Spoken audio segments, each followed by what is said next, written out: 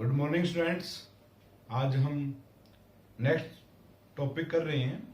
आज हमारा जो फर्स्ट टॉपिक है वो है हमारा force and law of motion chapter का। ठीक है, हम इसी चैप्टर या इसी लेसन को कर रहे हैं अभी। तो आज हमारा फर्स्ट टॉपिक है Newton first law of motion. अभी तक हमने किसके बारे में स्टडी किया कि भाई हमारे पास फोर्सेस होती हैं, कैसी फोर्सेस होती हैं, बैलेंस, अनबैलेंस, सभी के बारे में हमने पढ़ा। उनके इफेक्ट्स क्या क्या होते हैं हमने वो भी स्टडी किया। अब जो हम स्टडी कर रहे हैं वो क्या है, Newton first law of motion. Newton एक साइंटिस्ट थे हमारे जिन्होंने ये लॉ दिए थे, उन्हीं के नेम के अकॉर्डिंग ही उन्होंने ये नेम दिया है Newton first law of motion. ठीक है, अब इसके अकॉर्डिंग क्या कहता है, इसके अकॉर्डिंग कहता है कि ये body Newton law of motion first law है। ये कौन सा लॉ है, ये फर्स्ट है, फर्स्ट लॉ ऑफ मोशन। आपका मेरे YouTube चैनल गुरुजी पर हार्दिक स्वागत है। अगर ये वीडियो आपको अच्छी लगे तो वीडियो को लाइक करें और आपके अपने YouTube चैनल गुरुजी को सब्सक्राइब करें। और आपको मेरे वीडियो में कुछ कमी लगे तो अपने वैल्यूएबल कमेंट्स नीचे ज़रूर लिखें। Thank you. क्या कहता है, body at rest, a body at rest will remaining at rest. Mean अगर कोई बॉडी हमारे पास किस में है, रेस्ट में है, तो वो किस में रहेगी, रेस्ट में ही रहेगी।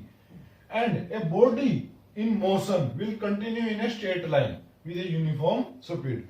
और अगर कोई बॉडी है वो कैसी है, यूनिफॉर्म मोशन के अंदर है, यानी कि कांस्टेंट मोशन के अंदर है, तो ये वो क्या करेगी, एक स्ट्रेट लाइन के अंदर मूव करती है हमारी। कैसी करती है, स्ट्रेट लाइन के अंदर, यानी कि ना तो इधर जाएगी ना इधर जाएगी, वो कैसी जाएगी, बिल्कुल स्ट्रेट जाएगी विद ए यूनिफॉर्म स्पीड। और उसकी स्पीड कैसी होगी हमारी, कांस्टेंट स्पीड होगी हमारी उसकी। अनलेस कब तक, unless it is compelled bye an external force, कब तक, जब हम उसके ऊपर एक्सटर्नल फोर्स अप्लाई ना करें। यानी कि ये बॉडी हमारी अब मोशन में है, कब तक, unless it's compelled bye an external force, यानी कि जब तक हम इसके ऊपर एक्सटर्नल फोर्स नहीं अप्लाई करेंगे इन स्टेट ऑफ रेस्ट और यूनिफॉर्म मोशन।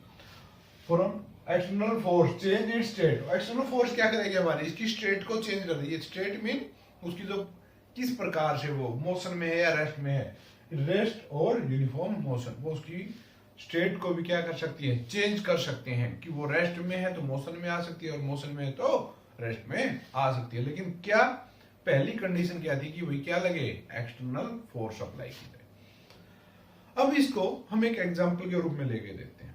जैसे आपके पास मान लो कोई टेबल है, ठीक है, आप में से कोई भी उसको मूव नहीं करा रहा, तो क्या वो अपने आप मूव कर सकती है, नहीं कर सकती, नहीं कर सकती, क्योंकि वो हमेशा, चाहे आप उसको आफ्टर 2 ईयर, अगर आप उसको 2 साल के बाद भी अगर उसको देखते हैं तो वो आपको वही मिलेगी। जब कब तक, अनलेस, जब तक कि वो उसको कोई मूव ना करा दे, वहां से मूव नहीं करा रहे, लेकिन हम तो मूव करा ही नहीं रहे।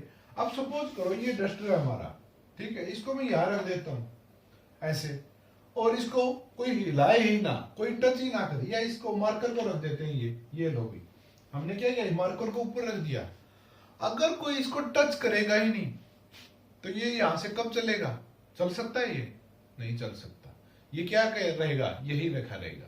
क्यों, क्योंकि जब तक हम एक्सटर्नल फोर्स, और जब हम इसको मूव कराते हैं, अब मैं इसको हाथ से पकड़ता हूं तो क्या कर रहा हूं, ऐसे उठाया, तो क्या किया, एक्सटर्नल फोर्स अप्लाई की मैंने इसके ऊपर। किसके ऊपर अप्लाई की, मार्क के ऊपर, मार्कर के ऊपर।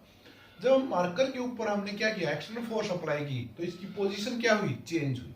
ठीक है, तो अगर कोई बॉडी, इसीलिए कहा गया है body at rest will remaining at rest. अगर कोई बॉडी रेस्ट में है तो किस में रहेगी, रेस्ट में रहेगी, लेकिन कब तक, जब तक हम उसके ऊपर कोई बाहर से फोर्स अप्लाई नहीं करते। First point is clear. Second आता है body in motion will continue in straight line.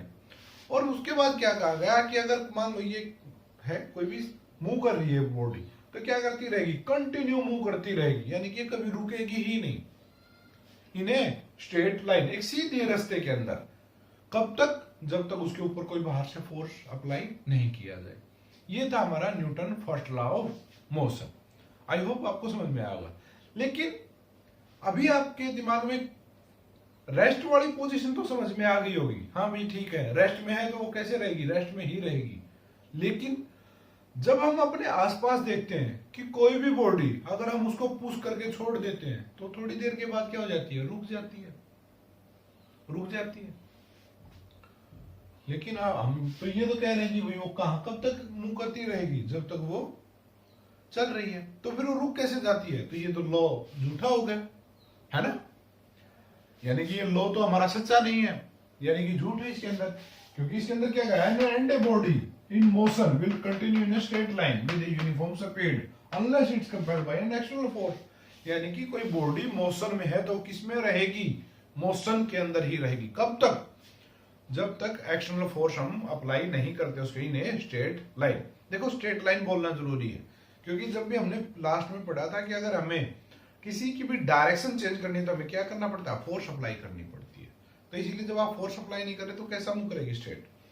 तो फिर ये हमारे जो नेचुरल हैं, हम देखते हैं जो वो चीजें एक्चुअल के अंदर रुक कैसे जाती हैं? How they stop? वो रुकती क्यों हैं? तो उसका कारण क्या है कि उसके ऊपर वहां पर क्या लग रही है? फोर्सेज लग रही होती हैं। आप कहते हो कि भाई नहीं सर हमने तो कोई फोर्स नहीं लगाते उसके ऊपर, हम तो सिर्फ जैसे एक बॉल आप उसको थ्रो करते हो, फेंकते हो आप उसको, तो थोड़ी देर के बाद क्या हो जाते हैं? स्टॉप हो जाती है, रुक जाती है। तो आपने तो कोई फोर्स नहीं लगाई, तो फिर वो फोर्स किसने लगाई? वो फोर्स लगाई नेचर ने। कौन सी फोर्स? एक तो जो हवा है हमारी, एयर है, वो क्या करती है? जब कोई भी बॉडी ट्रेवल थ्रू एयर, जब भी कोई बॉडी हवा के अंदर से मूव करती है, हम हर चीजें हमारी किसके अंदर है? एयर के अंदर है। तो वो एयर क्या करती है? अपोज करती है। क्यों? क्योंकि मान लो हवा यहाँ पे है, तो वो जब यहां से निकलती है तो क्या करती है? उसको रोकती है। क्या करती है? रोकती है। आपने ये फील किया होगा जब हम एक साइकिल के ऊपर चलते हैं बहुत स्पीड से, तो आगे से हवा लगती है, वो क्या करती है? हमें रोकती है आगे बढ़ने से। ठीक है? तो सेम वो उस बॉडी के ऊपर, चाहे वो स्मॉल हो या लार्ज हो, हर एक के ऊपर क्या लगती है? फोर्स लगती है ड्यू टू एयर। ठीक है?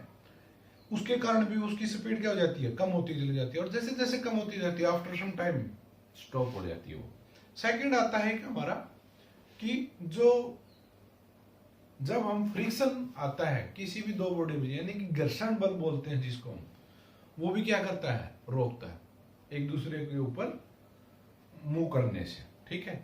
तो इसके कारण ही हमारे ये जो दो फोर्सेज हैं, a force of air and force of friction, ये दोनों क्या करती हैं? रोकती हैं किसी भी बॉडी को आगे मूव करने से। और इन्हीं के कारण हमारी कुछ टाइम के बाद वो जो बॉडी है वो क्या हो जाती है? रुक जाती है, स्टॉप हो जाती है। इसीलिए लॉ झूठा नहीं है, क्योंकि उसके ऊपर क्या हो रही है? एक्सटर्नल फोर्स अप्लाई हो रही है। और इसमें तो पहले ही कहा गया है कि नो एक्सटर्नल फोर्स अप्लाई। जब तक हम कोई एक्सटर्नल फोर्स अप्लाई नहीं करेंगे उसके अंदर चेंजेस नहीं आएंगे। यानी कि अगर वो मोशन में है तो किस में रहेगा? मोशन के अंदर रहेगा। और रेस्ट में है तो किस में रहेगा? रेस्ट के अंदर रहता है। राइट? समझ में आई मेरी बात? अब चलते हैं उसके बाद क्या है कि जो हमने इसमें ये पढ़ लिया कि भाई कोई बॉडी रेस्ट में है तो वो रेस्ट में रहेगी, और मोशन में है तो मोशन में रहेगी। तो इसी के बेस के ऊपर हमारी एक प्रॉपर्टी आती है जिसको हम बोलते हैं क्या? इनर्शिया। क्या बोलते हैं? Inertia. Inertia is that property of a body. ये क्या है? वो प्रॉपर्टी है किसी भी बॉडी की ड्यू टू विच रजिस्ट का मतलब क्या होता है? रोकती है। रजिस्ट है चेंज इन स्टेट। क्या करती है? किसी भी बॉडी, कोई भी बॉडी है, जैसे हम है या कोई बॉल है या ये मार्कर ही है, ठीक है, तो क्या करते हैं? उसके अंदर कोई भी जो चेंजेस आते हैं ना, वो उस चेंज को पसंद नहीं करते। ठीक है? ठीक है? अभी जैसे हम ये एग्जांपल ले रहे हैं, लॉकडाउन के थ्रू हमारी क्या चल रही हैं? छुट्टियां चल रही हैं। स्कूल जाना पसंद नहीं, पढ़ते भी कम ही है। ठीक है ना? क्योंकि पसंद नहीं आ रहा ना। लेकिन पढ़ना चाहिए। तो हम क्या चाहते हैं? चेंज ना हो, छुट्टियां ऐसे ही चलती रहे। बच्चे तो यही चाहते हैं, लेकिन पढ़ना भी बहुत जरूरी होता है। ठीक है? तो यानी कि हम क्या करते हैं? कोई भी चेंज नहीं होना चाहते। कि अगर कोई बॉडी रेस्ट में है तो किस में ही रहना चाहती है, रेस्ट के अंदर रहना चाहती है, और मोशन में है तो मोशन में ही रहना चाहती है। Property of body due to which its resist करती है, यानी कि अपोज करती है या रोकती है उस चीज को होने से। यानी कि अगर जैसे मैं इसको फोर्स लगा रहा हूं, दीवार को, वॉल को फोर्स करता हूं, तो क्या करते हैं, ये मुझे रोकती है किस चीज को, दीवार को धकेलने, मैं नहीं धकेल पाऊंगा इसको, ठीक है। It's resist change in state, किसके अंदर चेंजेस होने से रोकती है, स्टेट की चेंज होने से। स्टेट का मीन क्या है, यानी कि अगर वो बॉडी रेस्ट में तो किस में रहना चाहती है, रेस्ट के अंदर, वो उसको चेंज नहीं होने देना चाहती। और अगर मोशन में है तो वो किस में रहना चाहती है, मोशन में ही रहना चाहती है, वो रुकना नहीं चाहती। इसी को हम क्या कहते हैं, इनर्शिया कहते हैं। क्या कहते हैं, inertia. Inertia is that property of body. ये क्या होती है, किसकी प्रॉपर्टी है, किसी भी बॉडी, कोई भी हो, ये मार्कर है तो मार्कर, हमने मार्कर को यहां पे रख दिया, ठीक है। अब ये मार्कर क्या है, अपनी पोजीशन चेंज नहीं करना चाहता, क्योंकि ये रेस्ट में है तो किस में रहना चाहता है, रेस्ट के अंदर ही रहना चाहता है। अगर आपको इसकी प्रॉपर्टी चेंज करानी है तो क्या करना पड़ेगा, फोर्स लगानी पड़ेगी, ठीक है। अब ये जो इनर्शिया हमारा, वो डिपेंड किस पे करता है, फर्स्ट ऑफ अब हमारा आता है कि भाई इनर्शिया जो है हमारा, वो डिपेंड किस पे करता है। तो इनर्शिया डिपेंड करता है मास के ऊपर। किसके ऊपर डिपेंड करता है, मास, ठीक है। क्वांटिटी ऑफ मैटर, मास क्या होता है, क्वांटिटी ऑफ मैटर, यानी कि कोई भी अगर मान लीजिए डस्टर है हमारा, तो इसके अंदर कितनी क्वांटिटी है, ठीक है। तो इसको हम क्या कहते हैं, इसका मास कहते हैं। मास की जो यूनिट होती है हमारी, वो क्या होती है, केजी। अभी तक आपने यही पढ़ा है कि केजी किसकी यूनिट है, वेट की नहीं, वो मास की होती है यूनिट, ठीक है। किसकी होती है, मास की। तो हमारी जो यूनिट होती है मास की, वो क्या होती है, केजी, ठीक है भाई। तो अभी तक हमने 2 टॉपिक्स किए हैं। अभी मास के ऊपर कैसे डिपेंड, तब वो हम आपको बताएंगे। मैं एक बार ये रिपीट कर देता हूँ आपको एक बार दोबारा से।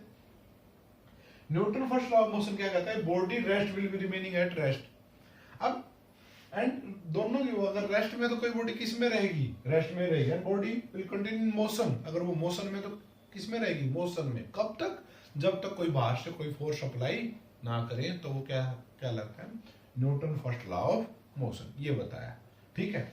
उसके बाद आता है इनर्शिया। इनर्शिया क्या है, किसी भी बॉडी की प्रॉपर्टी है जो क्या करती है, रजिस्ट करती है, रोकती है, किसके अंदर, चेंज होने से, यानी कि उसको चेंज पसंद नहीं है, ठीक है। क्या पसंद नहीं है, change. The body due to which it resists change in state of rest or uniform motion। अब कई बच्चे कहेंगे सर इन दोनों में डिफरेंस क्या है। भाई ये क्या कहता है कि कोई बॉडी रेस्ट में है, वो हमें बता रहा है कि भाई अगर ये बॉडी रेस्ट में है तो किस में रहेंगी, रेस्ट में है, और ये किस में है, मोशन में है तो मोशन में रहेंगी। कब तक, जब तक कोई बाहर से फोर्स नहीं लगेगी। तो ये तो हो गया हमारा न्यूटन फर्स्ट लॉ। तो फिर इनर्शिया क्या बताता है, वो क्या बताता है कि क्यों चेंज नहीं होंगी, क्योंकि वो रजिस्ट करती है, रोकती है। वो खुद चाहती है कि भैया अगर हम रेस्ट में है तो क्या ना करें, मोशन में ना आए। किसकी प्रॉपर्टी बता रहे हैं, वो बॉडी की। इसके अंदर क्या बता रहे हैं, वो बता रहे हैं कि अगर वो रेस्ट में है तो रेस्ट में रहेगी, मोशन में तो मोशन में। ये उसकी एक प्रॉपर्टी है किसी भी बॉडी की, क्योंकि वो अगर रेस्ट में है तो रेस्ट में रहना चाहती है, ठीक है। अब उसके बाद आता है कि भी जो हमारा इनर्शिया है, क्या है इनर्शिया, वो किस पे डिपेंड करता है। जो हमारा इनर्शिया है वो डिपेंड करता है हमारा किसके ऊपर, किसके ऊपर डिपेंड करता है भाई, मास के ऊपर। किसके ऊपर, इनर्शिया जो डिपेंड करता है हमारा, inertia is depend upon mass of a body. Inertia किस पे डिपेंड करता है, मास ऑफ ए बॉडी।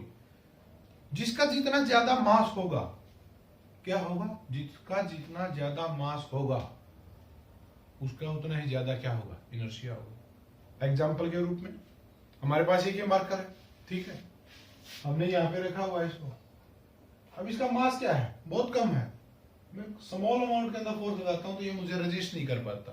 क्यों, क्योंकि इसका मास क्या है, कम है, ठीक है। तो ये मुझे रजिस्टिंग फोर्स है जो इसकी, यानी कि रेस्ट से मोशन में आने को जो रोकता है, जो फोर्स रोकती है, वो क्या है, इसकी कम है, और उसी को हम क्या कहते हैं, इनर्शिया कहते हैं। तो इसकी कम है। लेकिन अगर आपके पास एक बेड है, आपने आपके घर में देखा होगा डबल बेड है, अगर हम उसको मूव कराना चाहते हैं तो क्या वो इजीली मूव कर जाएगा, नहीं करेगा। क्यों? क्योंकि उसका मास क्या है? ज्यादा है। चलो एक एग्जांपल और लेते हैं। एक स्मॉल कार है। क्या है? एक स्मॉल कार है आपके पास।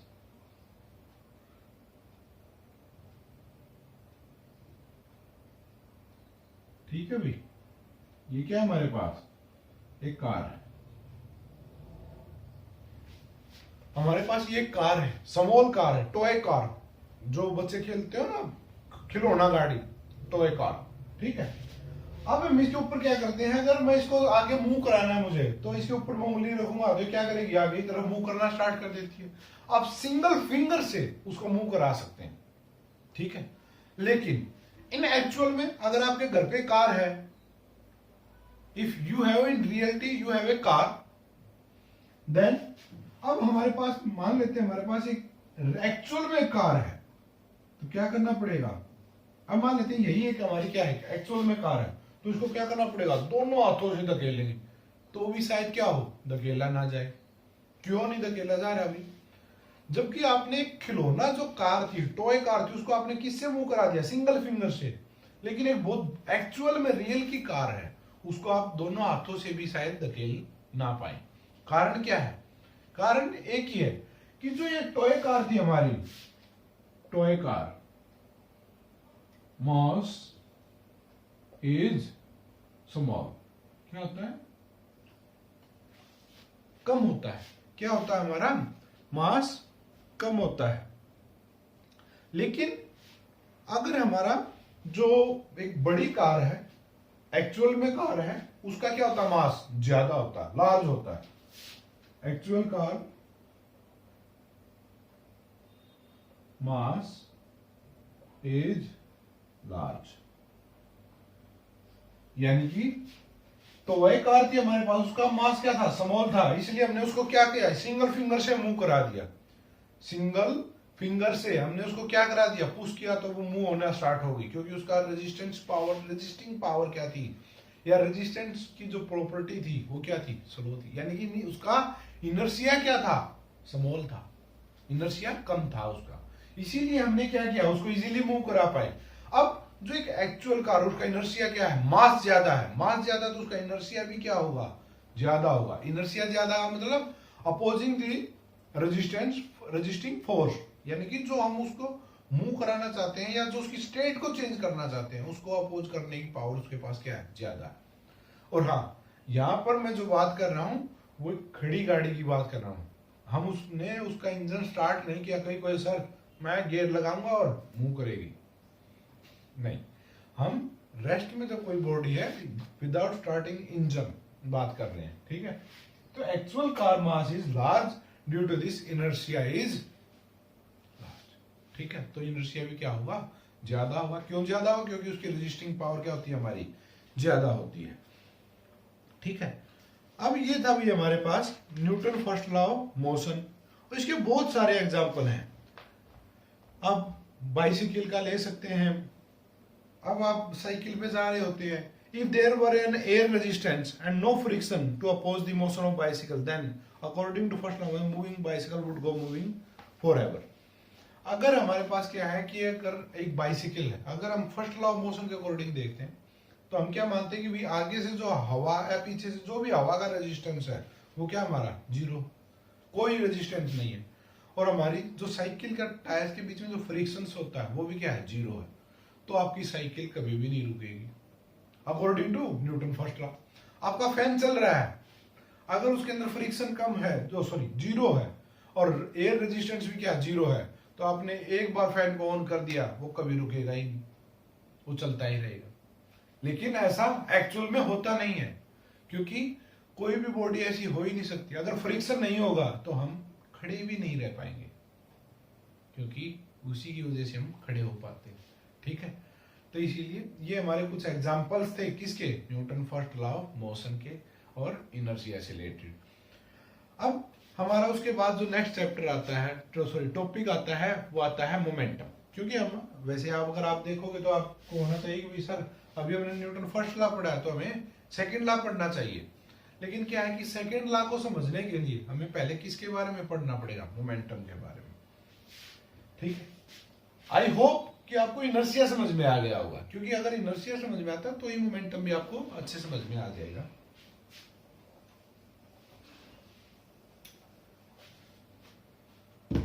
उसके बाद क्या कहता है मोमेंटम। हमने अभी पढ़ा कि भाई जो मास है, रेजिस्टिंग फोर्स है हमारी, वो किस पे डिपेंड करती है? मास के ऊपर। यानी कि जिसकी रेजिस्टिंग फोर्स, यानी कि जिसका इनर्शिया ज्यादा होगा उसका मास भी ज्यादा होगा। क्या होगा? मास भी ज्यादा होता है। तो अब उसको रोकने के लिए रेजिस्टिंग फोर्स है वो भी क्या ज्यादा है। अब अगर मान लो कोई बॉडी मोशन के अंदर है, किसके अंदर है? मोशन के अंदर है, स्पीड में चली आ रही है। हम एक एग्जांपल लेते हैं आपके लिए कि मान लो आपके पास दो चीजें मूव कर रही हैं, आपके आगे से आ रही हैं। एक छोटा लड़का जो साइकिल पे है वो आ रहा है, आपको उसको रोकना होगा तो आप इजीली रोक सकते हैं। रोक सकते हैं या नहीं रोक सकते? रोक सकते हैं। क्यों रोक सकते हैं? उसके दो रीजन है। पहला क्या है, जो साइकिल पे लड़का आ रहा है हमारे पास, ये मान लिया हमारा साइकिल है, ठीक है, क्या है? साइकिल।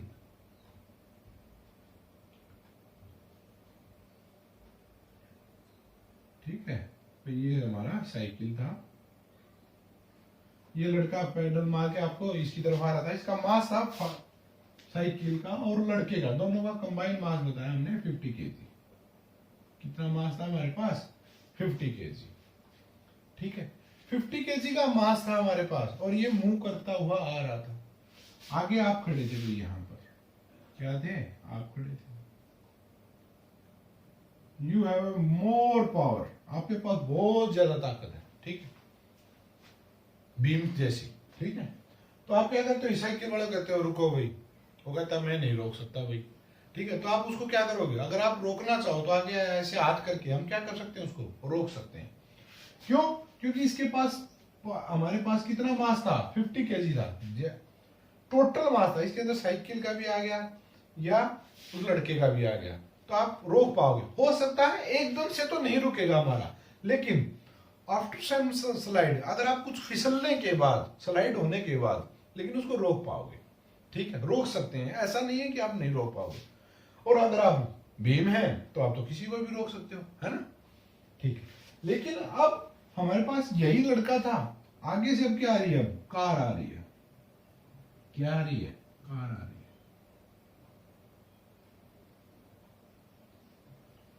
अब ये जो हमारी कार है, इसका मास जो है ना वो क्या है? 2000 केजी है। स्पीड दोनों की सेम है, स्पीड दोनों की क्या है? सेम है, लेकिन मास इसका क्या है? ज्यादा है। अब मान लो ये आ रहा था 10 किलोमीटर की स्पीड से और ये भी आ रही है 10 से किलोमीटर पर सेकंड, किलोमीटर पर आवर की मान लेते हैं भाई, per hour. 10 kilometre per hour की स्पीड से आ रहा था। इसको रोकने के लिए, साइकिल को रोकने के लिए तो ये लड़का ठीक है भाई, रोक सकता है। लेकिन अब ये ड्राइवर अगर ब्रेक ना लगाए तो क्या आप इस गाड़ी को रोक सकते हो? नहीं रोक सकते। क्यों? देखो स्पीड दोनों की क्या थी? सेम थी। क्या थी? सेम थी, लेकिन मास क्या था इसका? बहुत ज्यादा था, तो आप इसको इजीली नहीं रोक पाओगे। तो जो मोमेंटम है ना हमारा, वो मोमेंटम क्या होता है? डिपेंड करता है किसके ऊपर? मोमेंटम। हमारा जो टॉपिक है नेक्स्ट, वो क्या है? Momentum. Momentum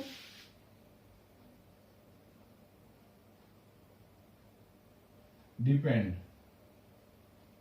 on mass of a body. Body के मास के ऊपर भी डिपेंड करता है।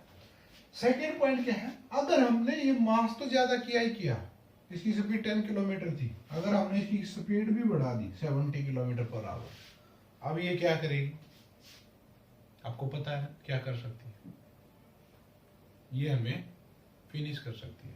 ठीक है, एक्सीडेंट हो जाएगा बहुत जोर से। ठीक है, ये हम इसको किसी भी प्रकार से नहीं रोक सकते। अगर एक आदमी 70 किलोमीटर पर आवर की स्पीड से और 2000 केजी उसका मास है, अगर उसको रोकना चाहे तो नहीं रोक सकता, चाहे वो भीम ही क्यों ना हो, नहीं रोक सकता। लेकिन साइकिल को रोक सकता है।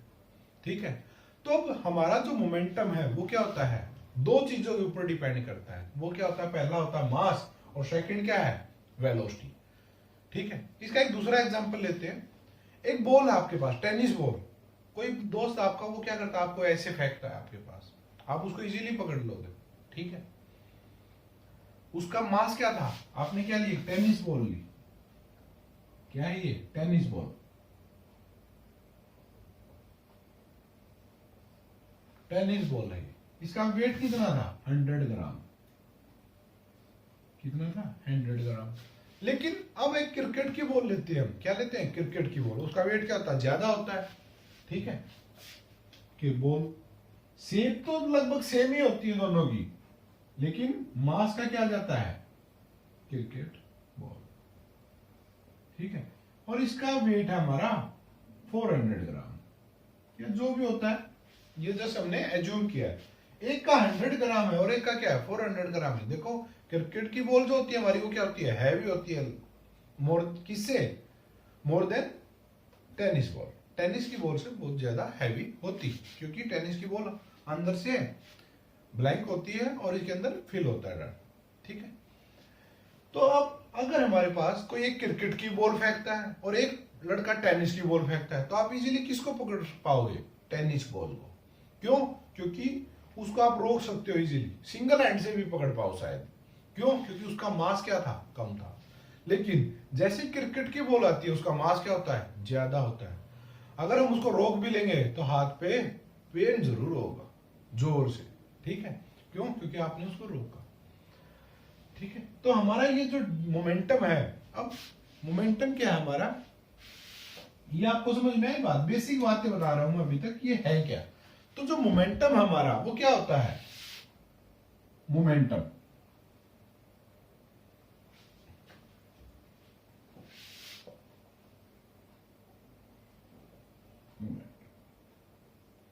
क्या होता है, मास इनटू में velocity. It is the product of mass of a body and its velocity.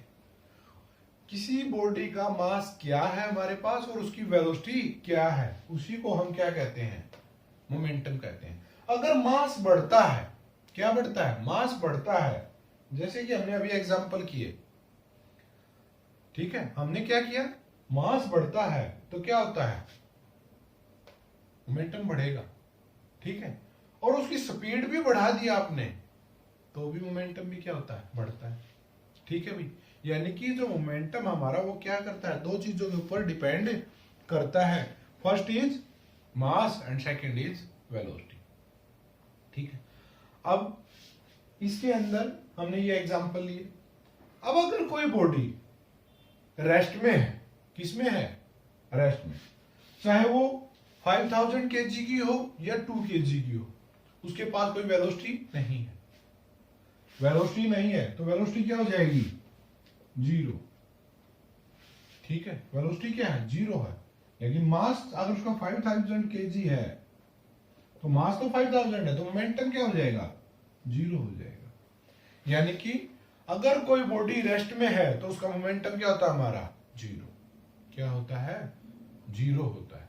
जब भी कोई बॉडी रेस्ट के अंदर है तो उसका मोमेंटम क्या होता है, जीरो होता है। ठीक है, ये बात समझ में आई। लेकिन उसका ये नहीं है कि उसका मतलब कि उसका इनर्शिया की वैल्यू भी जीरो हो जाए। इनर्शिया किस पे डिपेंड करता है, ओनली ऑन मास। मास ज्यादा है तो उसकी रेजिस्टिंग पावर ज्यादा है, यानी कि उसको मूव कराना आपको मुश्किल है, आपको ज्यादा फोर्स लगानी पड़ती है। तो मोमेंटम हमारा किस पे डिपेंड करता है, मास पे और वेलोसिटी के ऊपर। मास हमारा 5000 है और वेलोसिटी जीरो है, तो क्या हो जाएगी, जीरो। तो मोमेंटम भी क्या हो गया, जीरो। लेकिन अगर कुछ ना कुछ वेलोसिटी है, अगर वेलोसिटी है तो क्या होगा, तो मोमेंटम डिपेंड करता है। अगर ये 10 है तो किसकी इक्वल हो जाएगा, 50,000। 5000 इंटू में जीरो, 50,000 हो जाएगा मोमेंटम हमारा। ठीक है, तो देखो जब मास बढ़ता है उसके साथ हमने स्मॉल स्पीड भी ऐड किया, तो क्या होगा, हमारा मोमेंटम बहुत ज्यादा बढ़ गया। अब सेम एक एग्जांपल एक और लेते हैं, जैसे हमने क्रिकेट बॉल का एरिया था, एक एग्जांपल और लेते हैं कि मान लो 10 किलोमीटर पर आवर की स्पीड से हमारे पास दोनों बॉलें आ रही हैं, टेनिस की भी और क्रिकेट की भी। लेकिन इसका वेट कितना था 100 ग्राम, तो क्या हो जाएगी वैल्यू 1000 ग्राम, ठीक है, एंड इनटू में आवर, जो भी वैल्यू आती है बस, ठीक है। सॉरी वेलोसिटी है ये, टाइम नहीं है, वेलोसिटी है, मीटर पर सेकंड। ये आ गई बात। चलो हम यूनिट की बात तो बाद में करेंगे। तो 1000 ये क्या वैल्यू आ जाती है हमारे पास 1000 वैल्यू, ठीक है भाई। अब सेकंड जो हमारी बॉल थी उसका मास कितना था 400, मल्टीप्लाई में स्पीड तो दोनों क्या है सेम, क्या हो जाएगा 4000। मोमेंटम के अंदर कितना चेंजेस आया 4 टाइम ज्यादा, ये 1000 ये क्या है 4000, यानी कि मोमेंटम हमारा मास के ऊपर बहुत डिपेंड करता है। अगर कोई बॉडी का मास ज्यादा है तो उसका मोमेंटम भी क्या होता है ज्यादा होता है। लेकिन अगर हम मास सेम रखें, मास को क्या रखें सेम रखें, अब हम मास मान लेते हैं दोनों का क्या है सेम है, 100 ग्राम है, कितना है 100 ग्राम है, दूसरी का भी क्या है 100 ग्राम है। कोई भी बॉल है वैसे ये बॉल 1 एंड बॉल 2, एक का भी 100 है, दूसरी का भी जो वेट है वो क्या है 100 ही ग्राम है। लेकिन ये जो स्पीड हमारी ये क्या है 10 है, और दूसरी स्पीड क्या है 100, क्या हो जाएगा 1000, ये क्या हो जाएगा 10,000, ठीक है भाई। तो ये देखो 10,000 और वो 1000, यानी कि जब वेलोसिटी चेंज हो रही है तो भी इफेक्ट पड़ता है मोमेंटम के ऊपर, और मास चेंज होता है तो भी। और ये दोनों बढ़ते कब हैं अगर आपकी वेलोसिटी भी बढ़ती जाए, या मास तो देखो किसी बॉडी का क्या होता है फिक्स होता है, वो चेंज नहीं हो सकता कभी भी। मास रिमेनिंग कैसा रहता है कांस्टेंट रहता है, वो चेंज नहीं होता। यानी कि अगर इस डस्टर का जो मास है वो वही रहेगा, चाहे हम इसको कहीं भी ले जाए, ये आप पहले ही पढ़ चुके होंगे, ठीक है। तो मास कभी चेंज नहीं होता हमारा, ठीक है भाई। तो ये क्या था हमारा मोमेंटम। अब मोमेंटम है, अब इसकी हमें यूनिट भी फाइंड आउट करनी है। पहले तो हमें ये पता चल गया कि मोमेंटम क्या था, मैं एक बार रिपीट कर देता हूं हमारा अब तक। मोमेंटम है क्या, momentum it is the product of mass and velocity. ये क्या हमारे पास प्रोडक्ट है किस किस की, मास एंड वेलोसिटी की। If mass of a body is increase, अगर mass of a body is high, sorry increase कभी नहीं होता किसी बॉडी का mass of a body is high as comparison to any other, then momentum of that body is also higher, ठीक है। Momentum भी क्या होगा उस बॉडी का हाइयर होगा। अगर किसी बॉडी का मास ज्यादा है किसी एक कम दूसरी बॉडी के, तो जिसका मास ज्यादा उसका मोमेंटम भी क्या होगा ज्यादा होगा, if they are moving at same speed और डिफरेंट स्पीड, ठीक है। ये हमारी बात समझ में आई भी। सेकंड क्या करता है, मास पे तो डिपेंड करता है हमारा मोमेंटम। सेकंड किस पॉइंट पे डिपेंड करता है हमारा, वेलोसिटी के ऊपर डिपेंड करता है। अगर वेलोसिटी किसी की ज्यादा है तो मास भी ज्यादा होगा। लेकिन अब क्योंकि ये प्रोडक्ट है किस किस की, मास की और वेलोसिटी की, तो इन दोनों के ऊपर भी हमारा इफेक्ट करता है कि भाई किसकी वैल्यू क्या है। अब उसके बाद आता है हमारे पास कि इनकी यूनिट क्या होगी, मास की यूनिट। अब हमारा पास मोमेंटम का फॉर्मूला है वो क्या होता है मास इनटू में वेलोसिटी। और इनको डिनोट कैसे करते हैं, तो जो मोमेंटम है it is denoted by the momentum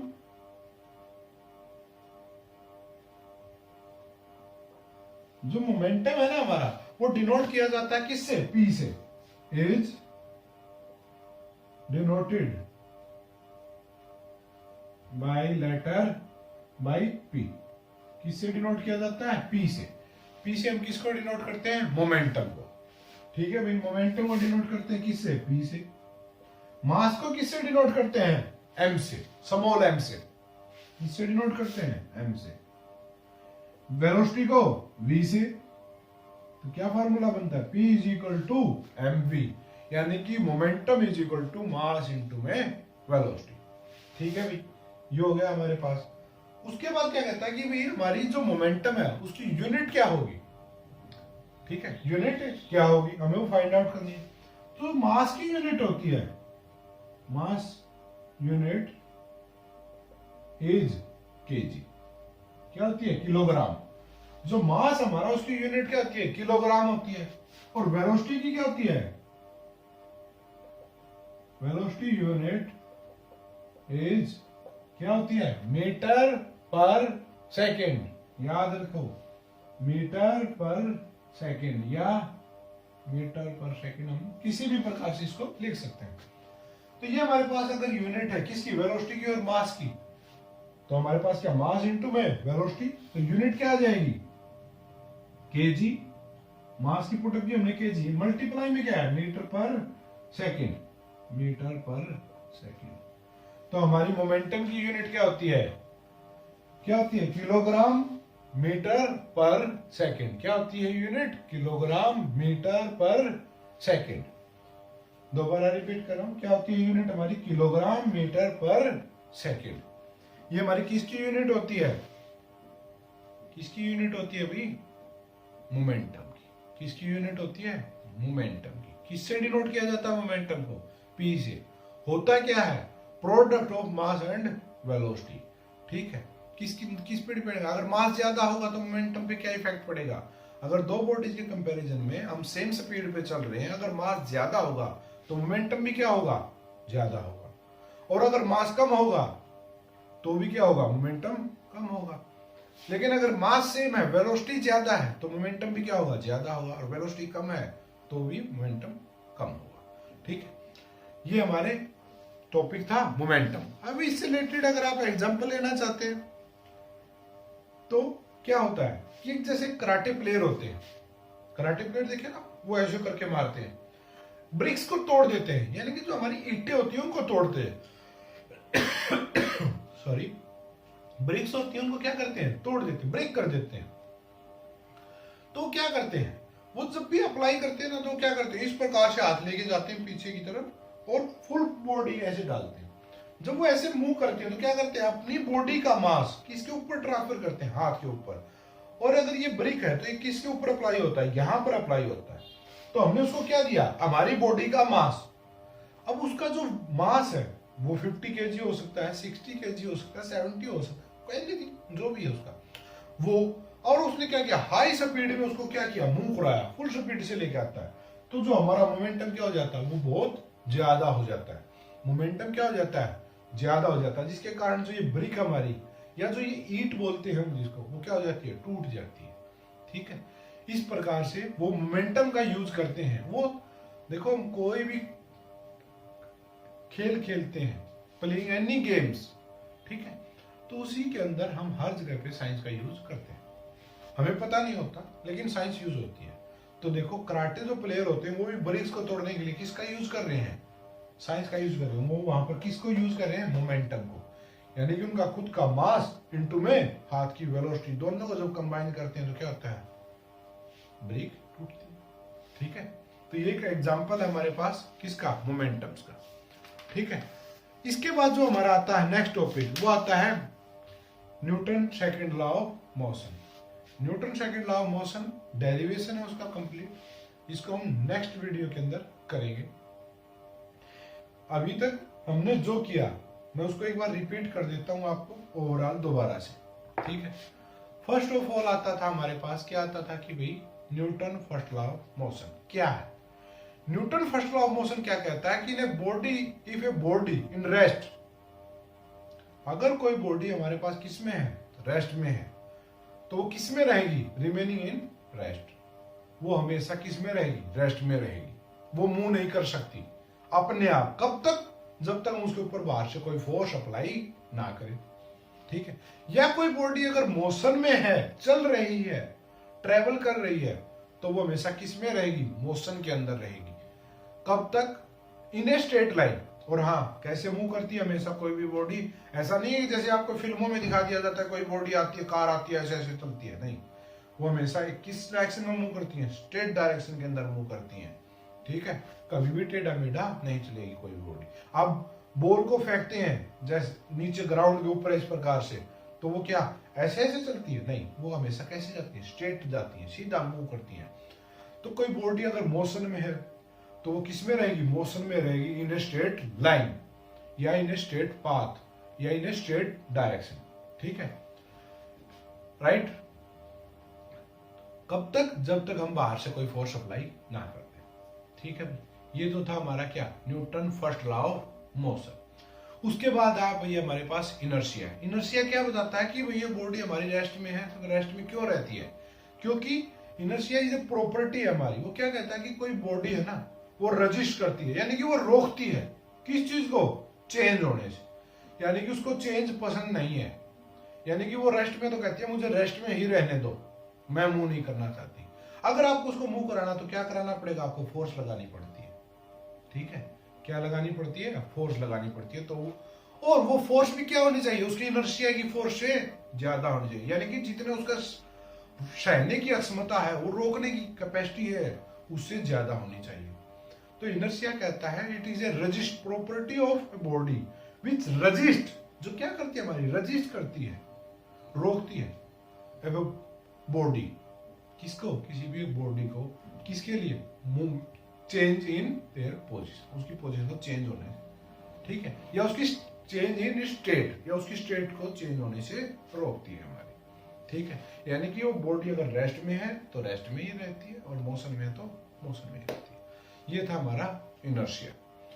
उसके बाद आया अभी हमारे पास नेक्स्ट टॉपिक, मोमेंटम। हमने देख लिया कि भाई कोई बॉडी का अगर मास ज्यादा है, क्योंकि इनर्शिया में हमने देखा कि भाई मास ज्यादा है तो उसकी रेजिस्टिंग पावर भी क्या होती है, ज्यादा होती है, यानी कि उसको मूव कराने के लिए हमें क्या चाहिए, ज्यादा फोर्स लगेगी। और अगर कोई बॉडी मोशन में है तो उसके लिए भी क्या चाहिए, मास ज्यादा, तो उसके लिए ज्यादा फोर्स चाहिए रोकने के लिए। तो उसके अकॉर्डिंग हमने देखा है कि भाई अगर उसकी वेलोसिटी भी ज्यादा है तो भी क्या चाहिए, ज्यादा चाहिए। यानी कि अगर किसी के पास मास भी ज्यादा और वेलोसिटी भी ज्यादा है तो उसका मोमेंटम भी क्या होगा, ज्यादा होगा। तो हमने नाम दिया उसको, टर्म्स को क्या, मोमेंटम। अब ये मोमेंटम होता क्या है, momentum is product of mass and velocity. Momentum क्या है, हमारा प्रोडक्ट है, किसका, मास का और वेलोसिटी का, दोनों का। ठीक है, अब किसी का मास ज्यादा और वेलोसिटी भी ज्यादा तो मोमेंटम भी ज्यादा, कम तो वैल्यू भी कम। ठीक है, तो ये था हमारा मोमेंटम। अब रही बात कि मोमेंटम को हम डिनोट कैसे करते हैं। मोमेंटम को हम डिनोट करते हैं कैपिटल पी से। किससे, इंग्लिश का लेटर है हमारा पी, पी फॉर पीकॉक, उससे हम डिनोट करते हैं पैरेट। ठीक है, अब इसकी एसआई यूनिट क्या होती है, हमें पता है कि मास की जो एसआई यूनिट होती है हमारी, वो क्या होती है, केजी, और वेलोसिटी की जो यूनिट होती है वो क्या होती है, मीटर पर सेकेंड। ठीक है, क्या होती है, मीटर पर सेकेंड। तो इसकी कंबाइन की जो हमने यूनिट देखी तो क्या है, केजी मीटर पर सेकेंड। तो ये था हमारा मोमेंटम।